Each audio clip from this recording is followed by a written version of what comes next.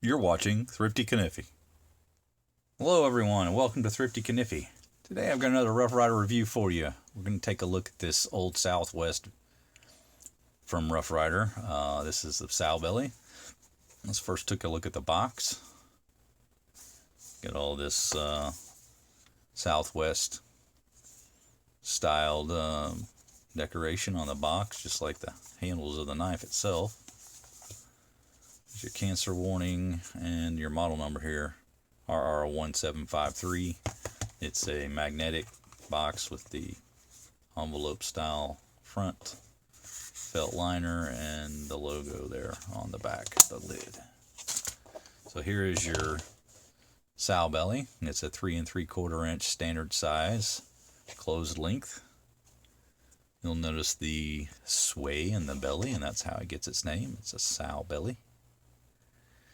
And these handles are pretty unique. I don't recall a Rough Ryder ever doing anything like this before, but these are embossed nickel silver handles, and then you have inlays.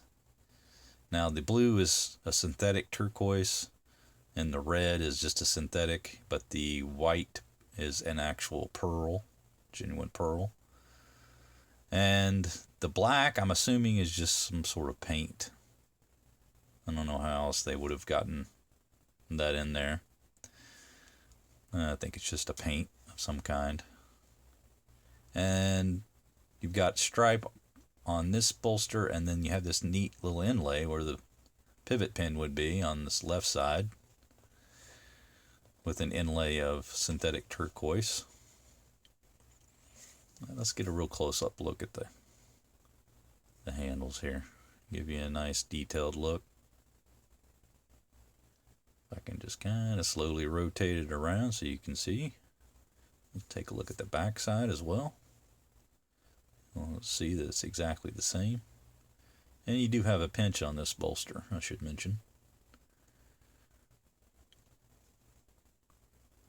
Doesn't seem to be one on the back, just the front. Interesting. Alright. So you can see the inlays and how they're put in. And you've got your stainless steel springs with the brass liners. Gapping is pretty minimal on this one. Looks good.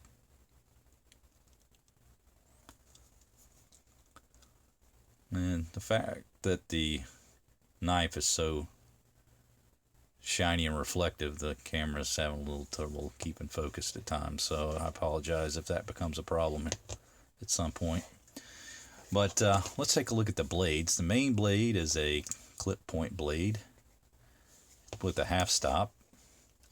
Now all these blades are 440A stainless steel, and you've got a frosting etch, reverse frost on the blade that reads Old Southwest. Tang stamp is the reverse R style tang stamp. Then on the reverse, you've got the model number, and then China below it, and then 440 razor sharp steel etched onto the blade itself. Of course, like I say, you've got the half stop, and the pull on these is about, I'd say about a 6.5. Pretty stout. Got a nice spring to the stop, and the full open locks up well. Very comfortable in the hand.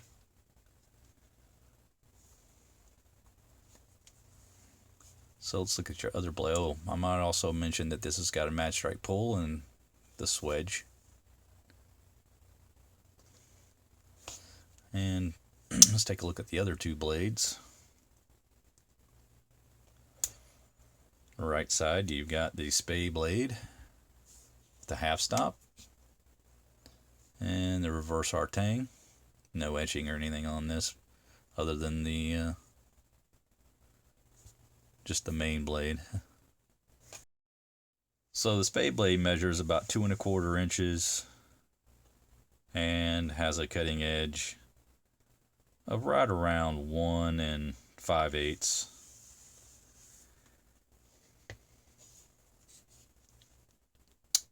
Take a look at the cutting edge on that.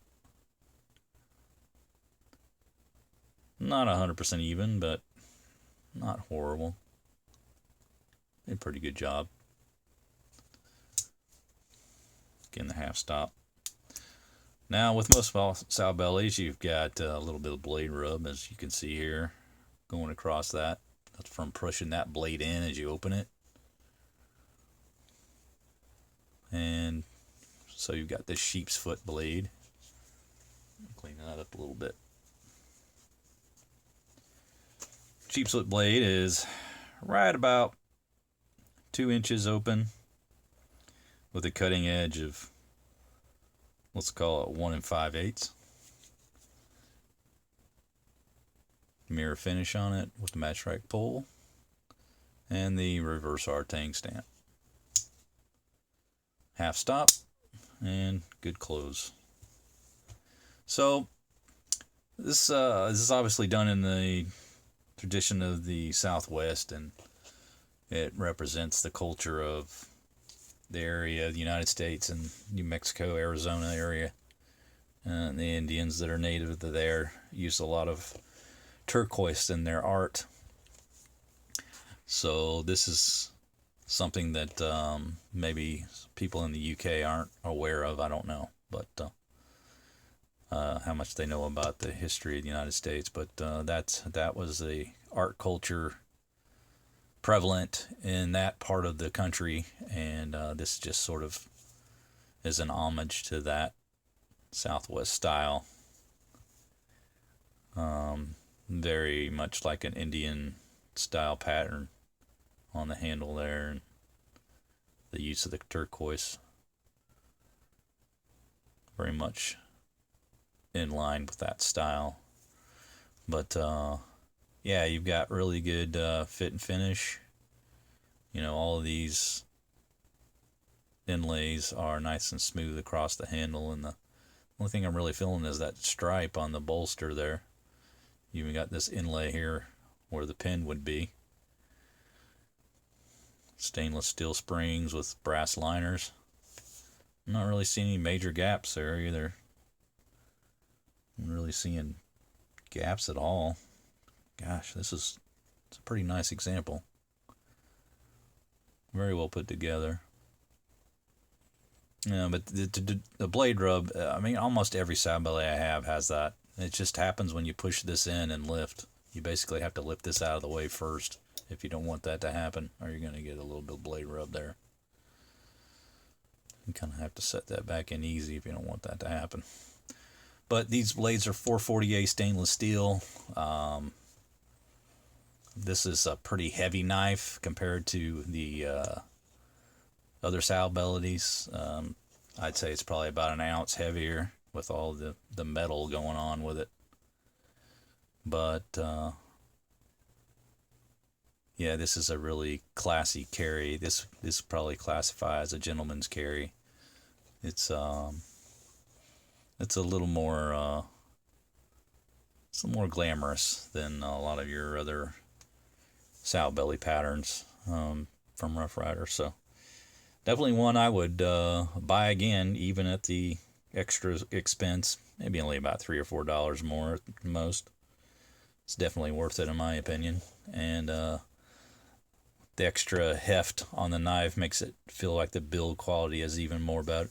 Is even better. So yeah, definitely one I'm happy to own. They make this in quite a few other patterns. So this series is probably got 6 or 7 at least different patterns. But again, this would be my favorite, the Sowbelly pattern. So there you have it, guys. I hope you enjoyed the review. Make sure you like, subscribe, ring that bell so you're notified of new videos. I hope everyone has a great day, and you guys take care.